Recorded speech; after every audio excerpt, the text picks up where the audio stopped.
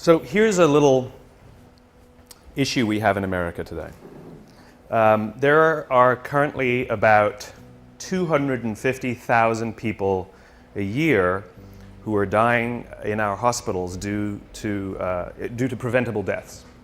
And I'm not talking about negligence, I'm talking about little accidents, right?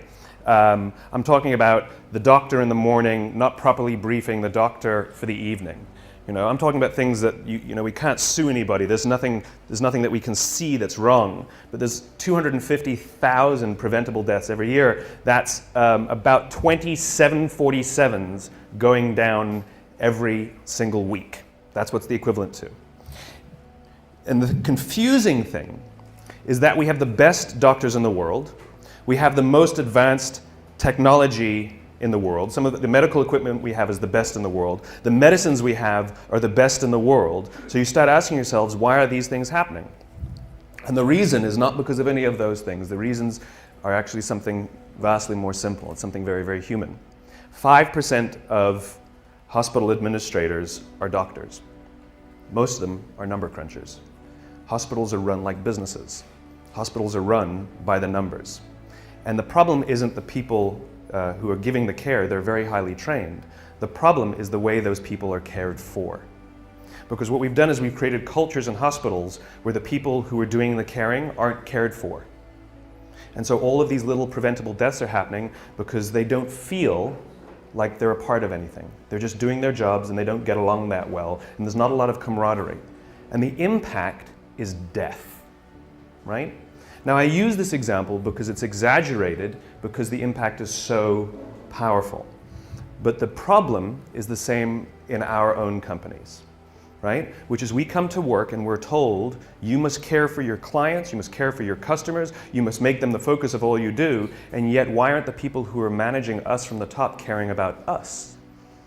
So yes, in a hospital the impact is worse, but the impact that we're having on the outside world is just as bad. In other words, we're not working at our best. We don't care for the things we're doing. We're not helping each other is the most important part.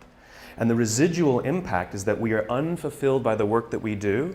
And when we're unfulfilled by the work that we do, we focus on the details. And when we focus on the details, we retract from each other. When we retract from each other, we feel lonely.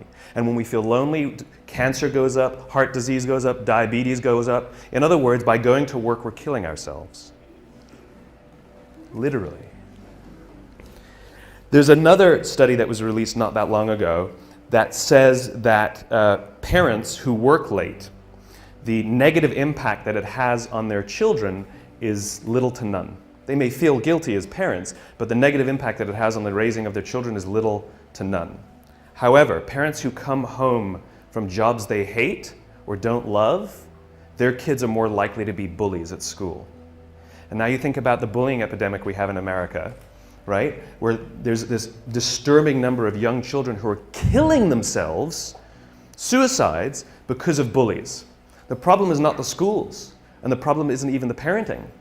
The problem is the jobs the parents have. This is the importance and this is the power of the work that we do and the places we go to work, right? Most of us, I mean, like if you listen to the unemployment statistics, they say, you know, we're all-time high, record high, 9 to 10% unemployment, right? And people go, oh my God, that's terrible. And I hear that number and I go, well, that means 91% still have a job. Right? Now granted, we want to get that employment number up, but that means 91% are still going to work. The question is how many of them are coming home fulfilled by the work that they do and how many of them are waking up inspired to go back to work the next day. If we don't love our works, we don't look out for each other. And if we don't look out for each other, we feel lonely. If we don't feel lonely, all these negative things happen. So what example can I share with a creative audience about how to change this? The United States Marine Corps. I had the great honor last week of spending a week with the Marines. I spent a couple days at Camp Lejeune, and then I went for a few days to Paris Island to watch them go through boot camp. And this is it's a remarkable, remarkable human experiment that they're doing. And even though they know what works, they don't know why it works, but they don't need to know why because they know that it works, right?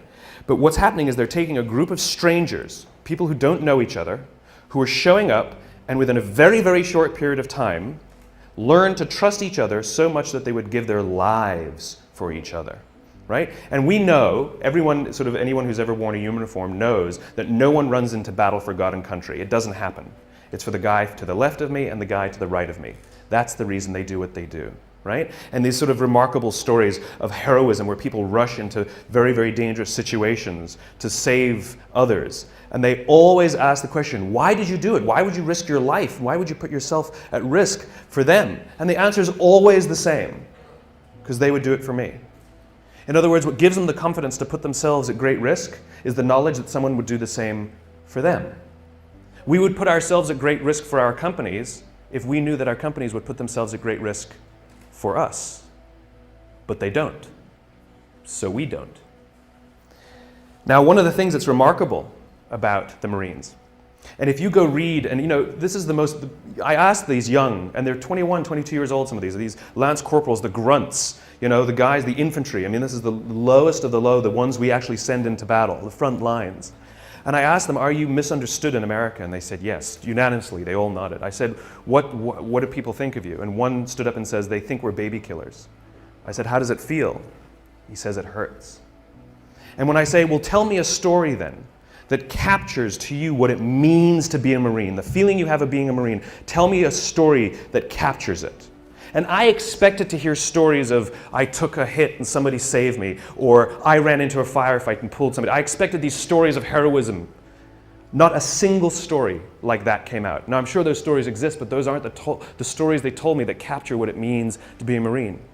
One of the stories they told me was a young boy in Afghanistan who would come around every morning and sell kebabs to the Marines. And then one day he showed up and he was all beaten up.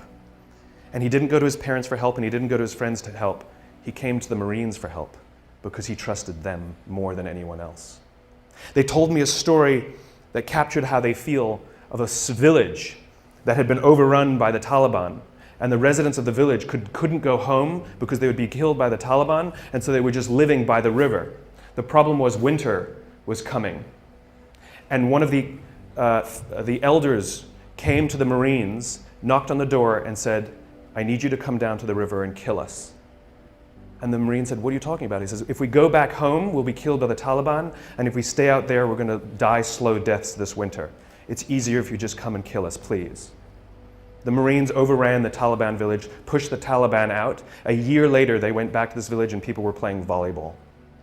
These were the stories they told me that capture what it means to be a Marine.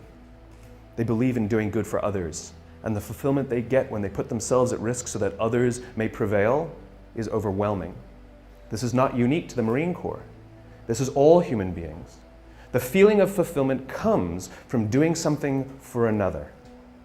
The feeling from fulfillment comes from the exertion of time and energy for someone else.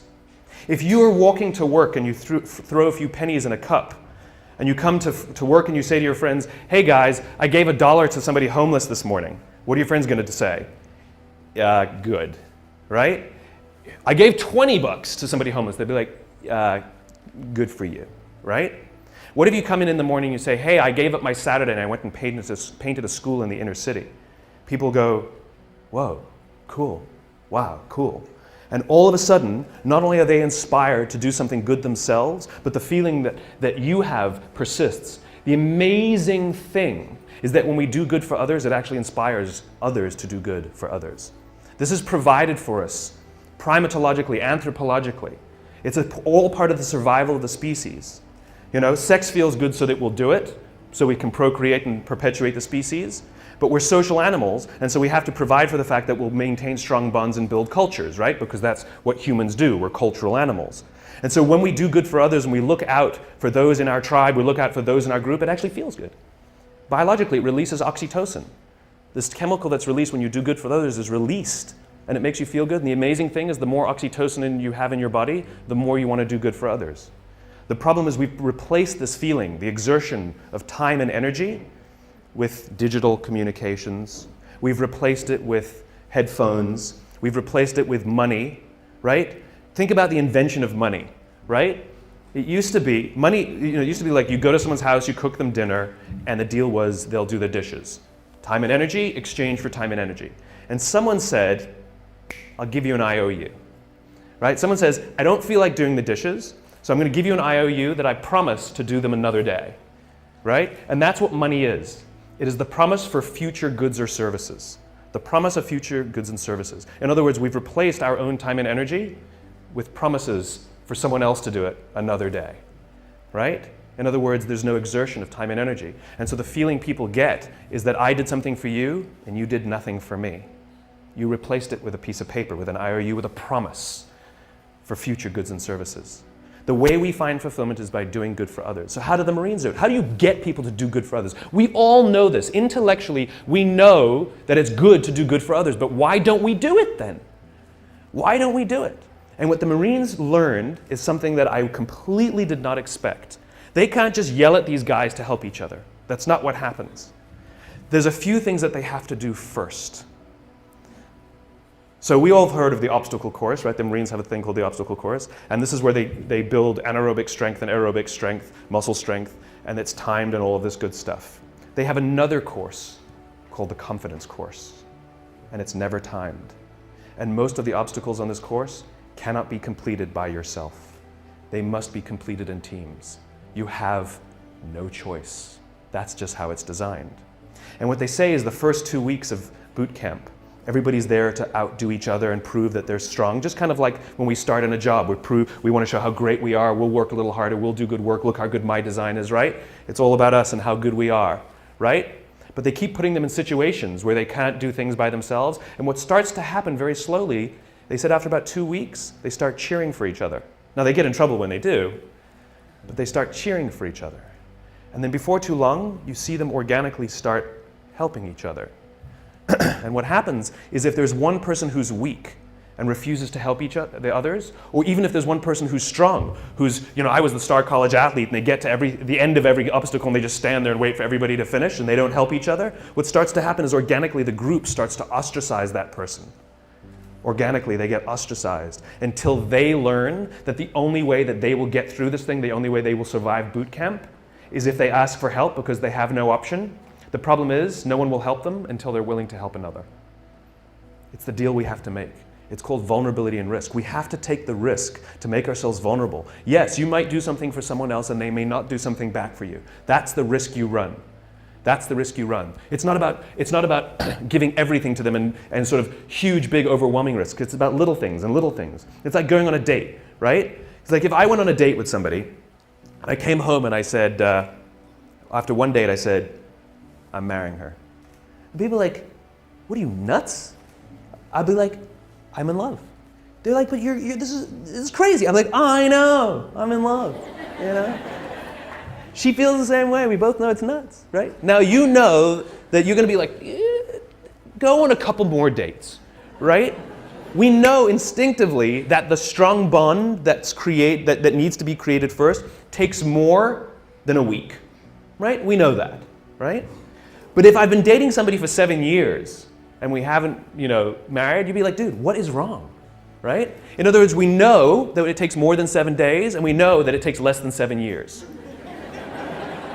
The problem is, we don't know how long it takes. It's somewhere in the middle. All human bonds are the same. Like when you show up at work, when you show up for the first time, when you're new, don't expect that people will look out for you and they won't expect you to look out for them in 7 days. It won't happen.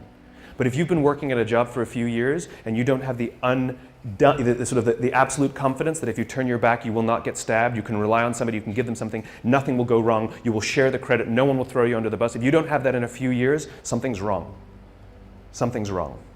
I don't know how long it takes, but I know that's more than a week and I know it's less than 7 years. And the Marines fundamentally understand that before anyone is willing to put themselves out for another, they have to have self-confidence.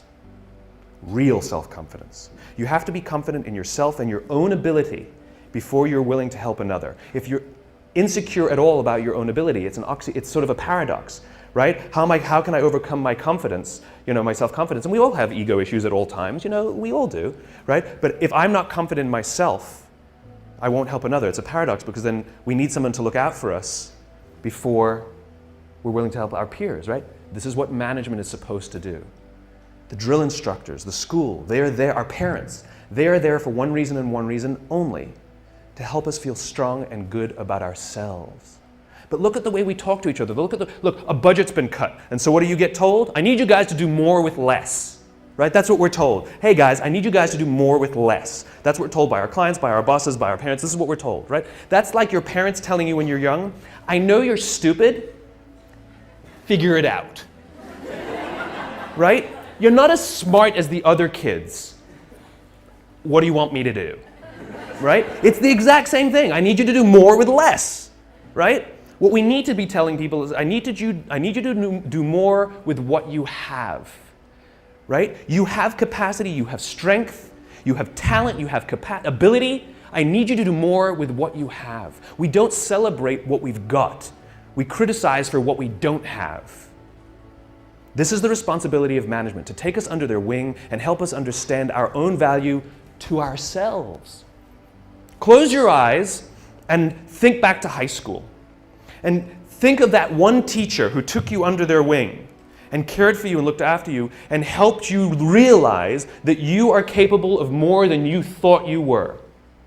And you probably are the person you are today in some part because of that person. Right? Do you have that name? What's the name? Tell me the name. Tell me the name of the teacher. Okay, give me the name. Okay, I can point to anybody and you can tell me that name. Now tell me the names of all the other teachers you had that day. Can't remember them, can you? This is the power of those who teach us confidence. We will literally carry their names around with us for the rest of our lives. Wouldn't you want to be that person? Wouldn't you want to be the person that 20 years from now, 30 years from now, 40 years from now, I can do this exercise with somebody and they will tell me your name? This is the power of helping others realize their own strengths. This is what management and leadership is supposed to be doing. They're supposed to be caring for us and helping us realize our own value. And by the way, if you have anybody who reports to you or works for you, your responsibility is not to make them meet the deadline. Your responsibility is not to make sure that they do as you say. Your responsibility is to make sure that they understand their own strengths, their own value, and that they are way, way more talented than they think they are. And the only way they will learn that is if you put them in situations in which they can fail. And you hold them and you support them and you give them talent and you give them skills and you give them education and you watch their backs, and if they fall over, you encourage them to get back up, and if they fall over, you encourage them to get back up, and if they fall over, you encourage them to get back up until they figure it out themselves. It's called confidence. It's your responsibility to help others find it, and it's others' responsibility to help you find yours. And the amazing thing is, as soon as you start feeling confident in your own ability, you naturally help each other. That's what happens. It's called trust. In the military, they give medals to people who are willing to sacrifice themselves so that others may gain. In business, we are willing to give bonuses to people who will sacrifice others so that we may gain. We have it backwards. And then we complain about how we don't love our jobs, and we complain about how the work is suffering, and we complain about how budgets are being cut, and we complain, and the first thing we do is blame each other and become more selfish and worry about my pay and my benefits and my this. And this is what happens. When we are unfulfilled, we look at the metrics and we say they're not good enough. When we are fulfilled, we don't care about the metrics. This is why when you have a job you love and you get a call that says, I'll offer you tons more money and great benefits, you're like, I'm not interested, I'm not interested, I'm not interested. I'm very happy here, but we'll give you more. That's not the reason I'm here. I'm here because I love it. I'm here because I care for the people I work with, and I'm here because the people I work with care for me. This is the world I imagine. This is the world I imagine.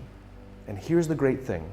If you take little risks, I'm not talking about big things, little things. If you start doing little things for each other, the amazing anthropological response is other people will start doing little things for others too.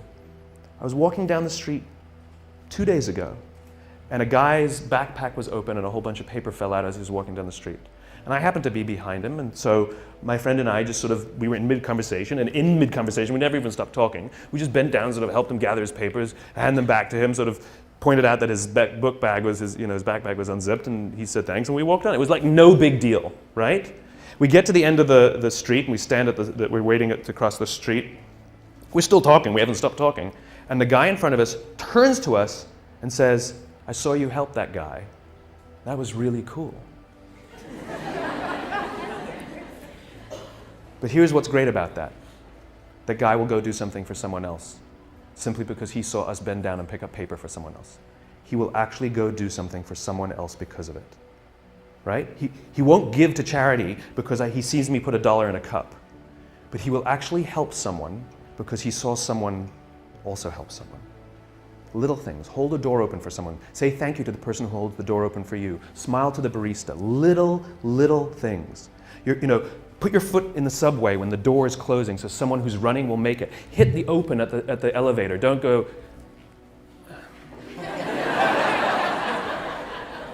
Or pretend you didn't see. That's the best one. Oh, I would have if I saw. Sorry. Right? Do it. A little time and a little energy. And you'll find around work that people give a little time and a little energy back to you. And you'll give a little more time and a little more energy. You go for a coffee with someone. Then you go for a 2-hour coffee. Then you go for a coffee and a lunch. Then you go for a lunch and a dinner. Then you go for a dinner and a movie. And then you sleep over. And then you sleep over 2 nights. And then you go on holiday together. And eventually you get married. Right? It's slow. It takes time. And we can't rush it. If when we rush it, it's all fake. Do things for others and watch how much others do for you. Go get yourself a cup of coffee from the coffee machine in the morning. Make one for someone else. It takes a little extra time. It takes a little extra energy. That's the point. That's the point. And here's the best part. You will feel so good at the end of the day. So good. Thank you very much. Thank you.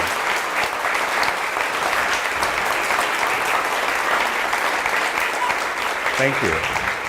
It's a great question. How do you convince someone, what are the metrics? How do you convince a skeptical audience of this trust metric? You don't. You don't, right? You can't twist anybody's arm to do something that they don't want to do. And, the law of diffusion, which I obey, as much as I can, which is you don't need the majority, you need those people who believe what you believe. In other words, when you do some nice things for people, they may not do something nice back because they may be, we live in a world in which you do something for somebody, they think you want something from them, right? That's unfortunately the society we've created. But that's the risk that we keep taking. I'm not saying you should keep doing it for somebody who keeps doing nothing and keeps sort of, crapping on you because of it. Then at some point you have to be like, all right, my bad, right? And you back off. I don't believe in helping everyone. I do not believe in it, right? This is not, let's do good for everyone on the planet. That's not what I'm talking about. Mother Teresa, who's the poster child for giving selflessly to all who need, at the end of her life started questioning the existence of God and, by the way, hated her life. Serious, okay?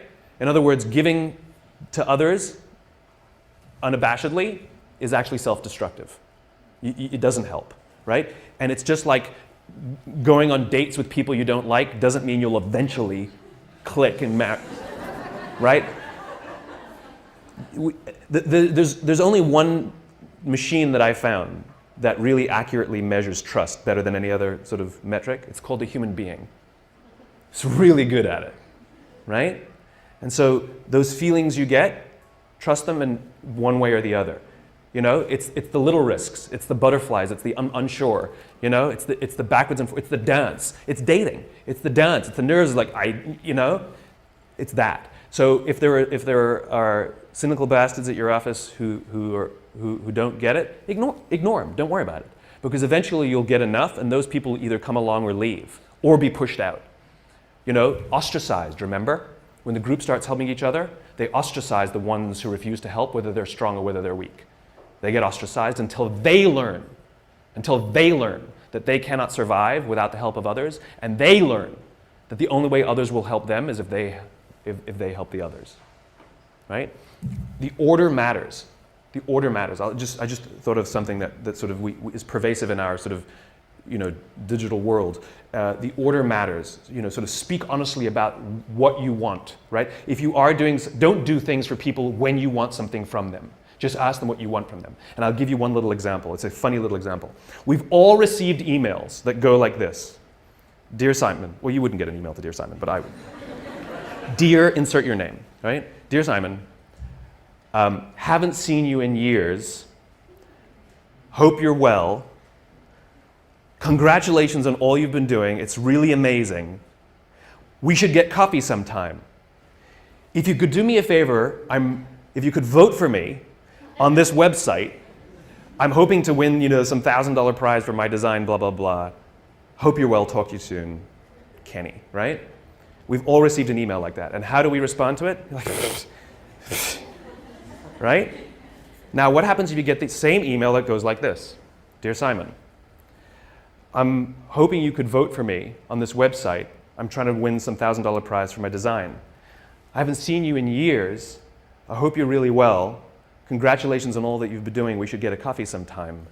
Thanks, Kenny. Totally different.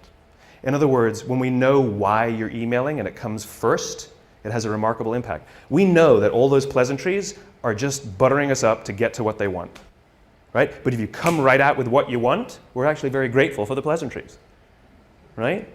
It's the same thing in human interaction. Don't give someone a cup of coffee if you need a favor back. Just ask them for the favor. It builds trust. I can't trust you every time you do something nice for me. I think you want something from me. I won't trust you. And this is what companies do to us, right? Well, we did this for you. Why won't you do this for us? That's not how it works. Generosity, bending down to pick up the papers, holding the door open for someone, is expecting nothing in return, ever. You do not give. This is what happens in new business, right? New business is built on relationships. And so we build the relationship, build the relationship, build the relationship until we're comfortable to ask for the business. In other words, you were only befriending me till the point you felt that I would let down my guard and you could ask me for something. The whole time you were just waiting for that time. It doesn't work that way. If you actually want to build relationships, you build relationships without wanting anything. And that's how you build trust. You want to know why the Marines gave me this incredible access? I mean, literally, they said, Simon, anything you want to see, you got it. Anything you want to do, you got it. You can go. We went past signs that said, no observers, no civilians beyond this point. I'm like, can I take pictures? They're like, go ahead. You should see some of the pictures. They're unbelievable, right? I'm like right in there, Marines coming at me. We went out to the Crucible, and they're all like, they were like rolling in the dirt and like, going under barbed wire, and I'm like,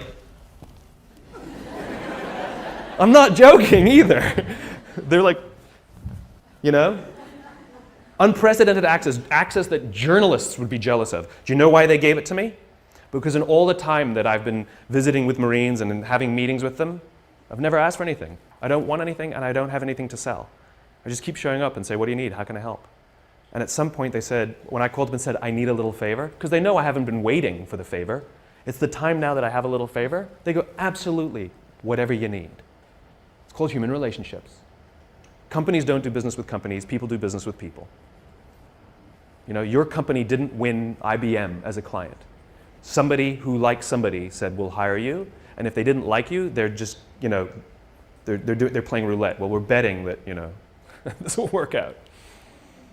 Those are the weak relationships. Yes? How do you deal with the boss who's a jerk or at least not getting it? The more we give, the more it inspires others to give. But the more selfish we are, the more others become selfish around us. And so those are organizations in which selfish behavior prevails. And so we see the residual effect, which is they make decisions that ultimately screw us. They destroy our economy because of their selfish behavior, right? We know this is what happens. Same in politics, right? And the answer is, don't worry about it. I know it sounds silly. And your first question is, do I talk about these things to them? I will talk to anyone who will listen. But I don't talk to people who don't want to listen. The good news is there are some good eggs. And there are some of them who've had conversions, where they were the bastards who believed in firing people and screwing people to advance their careers, and something happens. I just met a guy recently who was a very senior executive at a very, very large company, and something happened, and he got hit in the head or something, and he realized, holy cow, I have to look after people, right? And they become obsessed with it. And they start sticking their necks out. And we just need those champions scattered around. And this is what I do. The more I spread this message, the more it's kind of like, in the cartoons, sort of the Hall of Justice, the message goes out and they all sort of wherever they are, they poke their heads up. It's that kind of thing. The more we talk about it, the more we put it in our work, because don't forget, you're going to help someone who goes home feeling good and their husband or their wife works in the bank. and they're going to talk how much about they love to, and that might inspire that person. You know, it has all of these residual impacts that we don't really know. This is the funny thing about the internet, which is we're so proud of the internet that we can measure everything.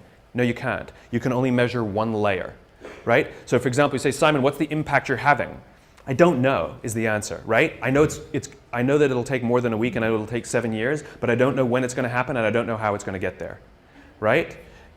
All I can do is do it, right? But I have no clue how or when. And so, for example, I can measure book sales and I can measure how many hits and I can measure how many people have watched a TED Talk and all of this, but I can't measure, you know, that TED Talk being shown to a room of 50 people, and one of those 50 people doesn't buy a book, doesn't watch a TED Talk, doesn't do anything, but goes out and does something good for somebody else. I have no way of measuring that.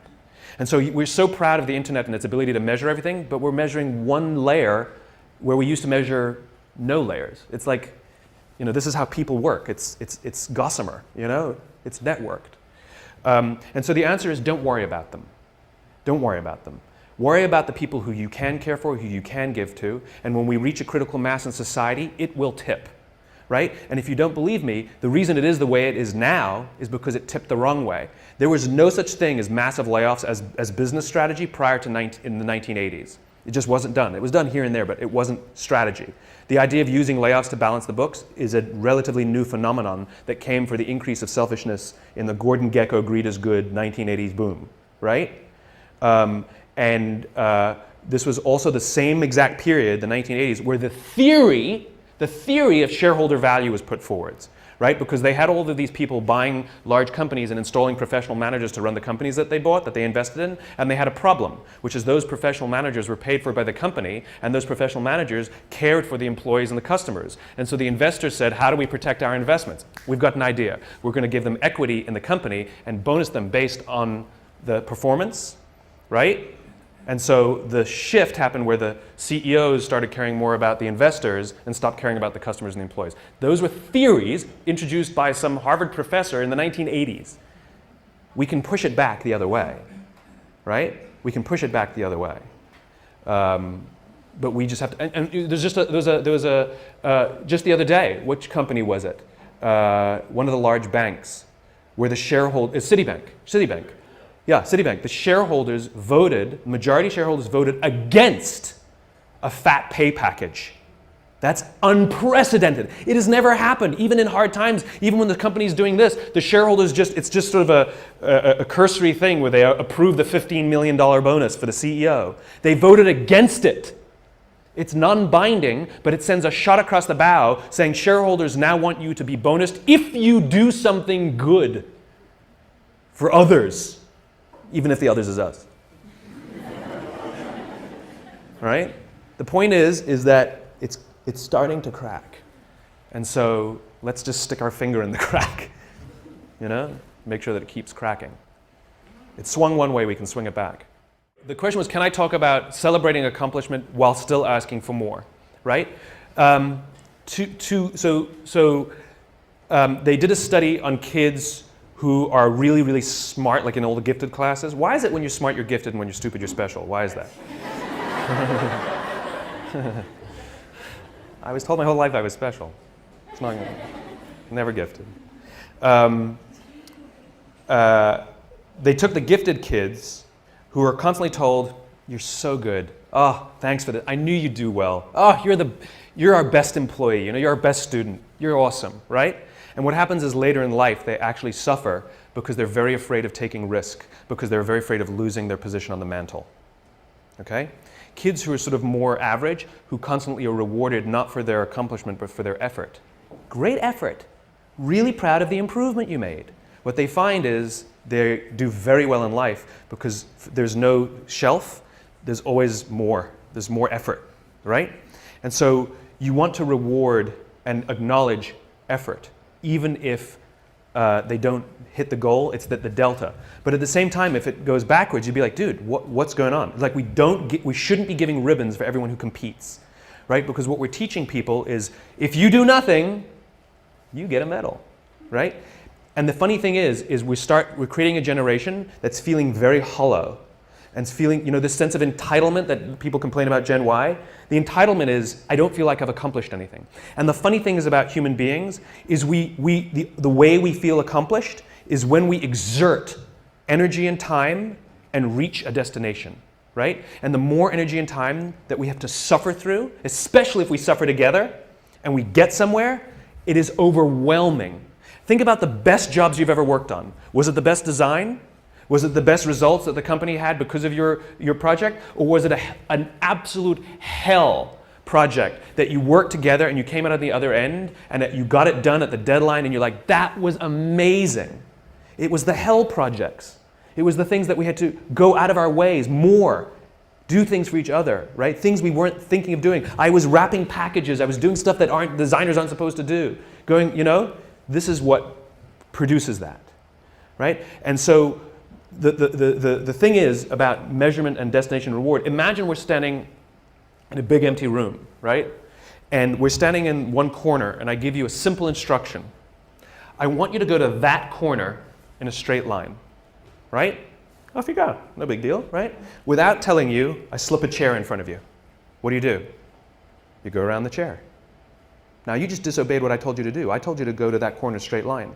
But this is the amazing things about human beings, which is when we're given a clear destination, we use our own creativity and our own sense of innovation and our own problem-solving abilities to overcome obstacles to get to the destination. In other words, the destination is more important than the route, right?